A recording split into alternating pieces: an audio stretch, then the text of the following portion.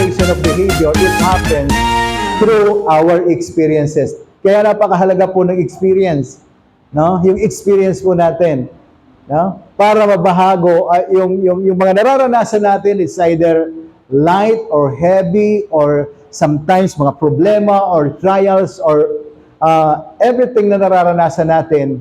Ang purpose po noon is to alter our behavior, to change our behavior, no? Kung dati medyo mataas tayo, merong pinadadaanan ang Diyos sa atin for us to learn how to humble ourselves.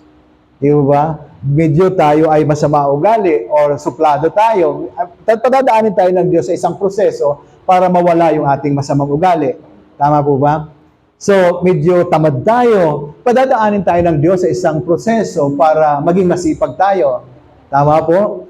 So, medyo tayo, yung mainitin yung ulo. God will put us into a process kung saan i-alter niya yung ating pagiging mainitin ng ulo.